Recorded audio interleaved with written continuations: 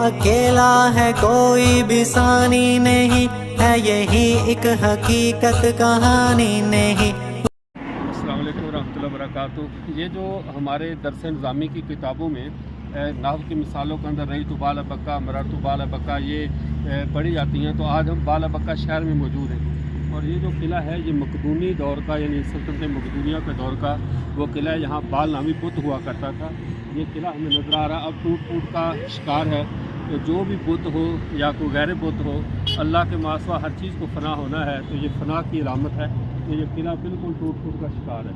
तो ये बाला बक नामी बुत यहाँ पर था, तो ये उसका यानी किला था, उसके नाम पे बनाया गया। तो मकदूनी सल्तनत के अंदर, सल्तनत मकदूनिया में, तो ये हम इस वक्त बाला बक बुत में उस जगह पर मौजूद हैं। माशाल्लाह अजीब दिलचस्प फ़ज़ा है। और ये सल्तनत रोमानिया का ये जो किला है, बाला बक नाम का बुत यहाँ पर था जिसकी ये इबादत किया करते थे।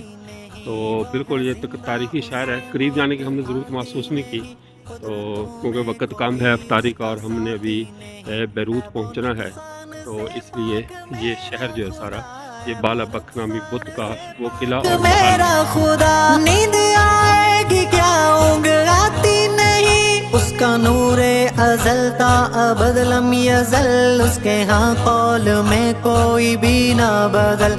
लफ्ज़े कुन में दिखाए वो कारीगरी, लफ्ज़े कुन में दिखाए वो कारीगरी, एक इशारे से दुनिया का जारी अमल। ना बराबर ना हम पल्ला ना है मसल, कोई डाले ना उसके अमल में खलल, सारी मखलूक उसकी गुलामी करे, ताबे फरमान है हजरो शजरो जबल। उसका भाई ना बेटा ना है बाप माँ, वो अकेला है तन्हा है और बेमका, उसकी ताकत की हद ना किनारा नहीं, उसके कब्जा कुदरत में सारे जहां। कौन है कब तलक सब उसी को